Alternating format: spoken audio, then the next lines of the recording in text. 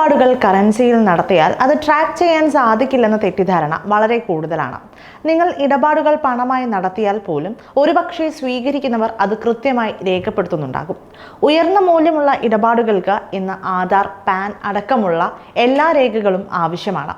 കറൻസിയിൽ ഇടപാട് നടത്തിയാൽ പ്രശ്നമില്ലെന്നത് വെറും തെറ്റിദ്ധാരണ മാത്രമാണ്. ബാങ്കുകളും മറ്റ് ധനകാര്യ സ്ഥാപനങ്ങളും ഒരു നിശ്ചിത പരിധി കവിയുന്ന ഇടപാടുകൾ ആദായ നികുതി വകുപ്പിനെ അറിയിക്കേണ്ടതുണ്ട്. കാർഡ് പേയ്മെന്റുകൾ, UPI ഇടപാടുകൾ, അതുപോലെ തന്നെ ക്യാഷ് ഡെപ്പോസിറ്റുകൾ, നിശ്ചിത പരിധിക്കപ്പുറമുള്ള പിൻവലിക്കലുകൾ എന്നിവ റിപ്പോർട്ട് ചെയ്യപ്പെടുന്നുണ്ട്. പ്രഖ്യാപിത വരുമാനവും ചെലവുകളും തമ്മിലുള്ള അസമത്വം കണ്ടെത്തുന്നതിന് ഡിപ്പാർട്ട്മെന്റ് വിപുലമായ ഡാറ്റ അനലിറ്റിക്സ് ടൂളുകളും ഇന്ന് ഉപയോഗിക്കുന്നുണ്ട്. വ്യക്തികളുടെ സമഗ്ര സാമ്പത്തിക പ്രൊഫൈൽ നിർമ്മിക്കാൻ ബാങ്ക് സ്റ്റേറ്റ്മെന്റുകൾ, പ്രോപ്പർട്ടി രേഖകൾ, നിക്ഷേപ വിശദാംശങ്ങൾ, യാത്രാരേഖകൾ എന്നിങ്ങനെ വിവിധ സ്രോതസ്സുകളിൽ നിങ്ങളുടെ വിവരങ്ങൾ ക്രോസ് ചെക്ക് ചെയ്യാൻ ഇത്തരം ടൂളുകൾ വഴി സാധിക്കും. നികുതി വെട്ടിപ്പ് സംശയിക്കപ്പെട്ടാൽ ആദായ നികുതി വകുപ്പിന്റെ നടപടി ഉറപ്പാണ്. ഇതിന്റെ ആദ്യഘട്ടമാണ് കാരണം കാണിക്കൽ നോട്ടീസ്. കറൻസികളിൽ ഇടപാടുകൾ നടത്തിയാൽ പോലും ആദായ നികുതി നോട്ടീസ് ക്ഷണിച്ചു വരുത്തിയേക്കാവുന്ന 5 സന്ദർഭങ്ങളാണ് ഇനി പറയാൻ പോകുന്നത്. കയ്യിലുള്ള പണം മുഴുവൻ ഒറ്റയടിക്ക് ബാങ്കിലിട്ടാലും പണിയാണ്. ഒറ്റ അല്ലെങ്കിൽ സംയുക്ത സാമ്പത്തിക വർഷത്തിൽ സേവിങ്സ് അക്കൗണ്ടിൽ 10 ലക്ഷം രൂപയിൽ കൂടുതൽ നിക്ഷേപിക്കുന്നത് ആദായ നികുതി വകുപ്പിന്റെ ശ്രദ്ധ ആകർഷിക്കുന്ന കാര്യമാണ്. ഉപയോക്താവിന്റെ എല്ലാ സേവിങ്സ് അക്കൗണ്ടുകളിലുമായി ഒരു സാമ്പത്തിക വർഷത്തിൽ 10 ലക്ഷം കവിയുന്ന ഏതൊരു ക്യാഷ് ഡെപ്പോസിറ്റും ആദായ നികുതി വകുപ്പിൽ കൃത്യമായി റിപ്പോർട്ട് ചെയ്യപ്പെടും. Central board of direct taxes ഇത്തരം ഇടപാടുകൾ റിപ്പോർട്ട് ചെയ്യാൻ ധനകാര്യ സ്ഥാപനങ്ങളെ നിർബന്ധിതമാക്കുന്നു. നിക്ഷേപം ഒന്നിലധികം അക്കൗണ്ടുകളിൽ നിക്ഷേപിച്ചാലും ഇത് റിപ്പോർട്ട് ചെയ്യപ്പെടും. 10 ലക്ഷം കവിയുന്നത് നികുതി വെട്ടിപ്പായി കണക്കാക്കുന്നില്ല. പക്ഷേ നിങ്ങൾ പണത്തിന്റെ ഉറവിടവും മറ്റും കാണിക്കുന്നതിൽ പരാജയപ്പെട്ടാൽ പണിയാകും. ഏറ്റവും സുരക്ഷിതമായി വരുമാനം വർദ്ധിപ്പിക്കാനുള്ള ടൂളാണ് സുരക്ഷിത നിക്ഷേപങ്ങൾ.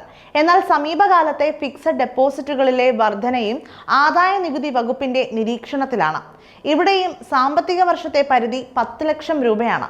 നിങ്ങൾ വിവിധ ബാങ്കുകളിൽ വിവിധ അക്കൗണ്ടുകളിലായി പണം നിക്ഷേപിച്ചാലും പരിധി കഴിഞ്ഞാൽ പിടിവീഴും. ബാങ്കുകൾക്ക് ഇക്കാര്യം റിപ്പോർട്ട് ചെയ്യാതിരിക്കാനാകില്ല. 10 ലക്ഷം രൂപയിൽ കൂടുതലുള്ള ഏതൊരു സ്ഥിര നിക്ഷേപവും സൂക്ഷ്മ പരിശോധനയ്ക്ക് ബാധകമാണ്. ബോണ്ടുകൾ, ഓഹരികൾ, മ്യൂച്വൽ ഫണ്ടുകൾ, കടപ്പത്രങ്ങൾ എന്നിവയിൽ നിക്ഷേപിക്കുന്നതും ഒരുപക്ഷെ നിങ്ങളെ കുടുക്കും.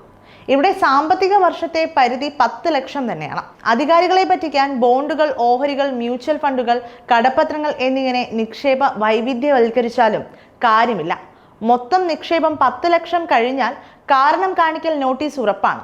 ഇവിടെ ഡിജിറ്റൽ ഇടപാടുകളും ട്രാക്ക് ചെയ്യപ്പെടുന്നു. ക്രെഡിറ്റ് കാർഡ്, ബിൽ, പണമിടപാടുകൾ സ്വയമേവ സൂക്ഷ്മ പരിശോധനയ്ക്ക് നിർബന്ധിക്കുന്ന സാഹചര്യമോ നിയമമോ രാജ്യത്ത് ഇല്ല. എന്നാൽ 1 ലക്ഷം രൂപയിൽ കൂടുതലുള്ള പ്രതിമാസ ക്രെഡിറ്റ് കാർഡ് ക്യാഷ് പേയ്മെന്റുകൾ നിങ്ങൾക്ക് പണിയായേക്കും. ഇത്തരം സന്ദർഭങ്ങളിൽ ഡിപ്പാർട്ട്മെന്റ് സ്വയമേവ ഫണ്ടിന്റെ ഉറവിടത്തെക്കുറിച്ചുള്ള വിവരങ്ങൾ തേടും. ക്യാഷ് പേയ്മെന്റുകൾ ഉൾപ്പെടുന്ന ഉയർന്ന മൂല്യമുള്ള ഇടപാടുകൾ പരിധി മറികടക്കുന്നത് ആദായ നികുതി വകുപ്പിന്റെ പൊതുവായ സൂക്ഷ്മ പരിശോധനയ്ക്ക് വഴിവെക്കുന്നതാണ്. രാജ്യത്ത് 30 ലക്ഷത്തിലധികം മൂല്യമുള്ള ഒരു പ്രോപ്പർട്ടി ഇടപാടിൽ വാങ്ങുന്നതിനായി ഉപയോഗിച്ച ഫണ്ടിന്റെ ഉറവിടം വെളിപ്പെടുത്താൻ ആദായ നികുതി വകുപ്പ് നിർബന്ധിക്കുന്നു.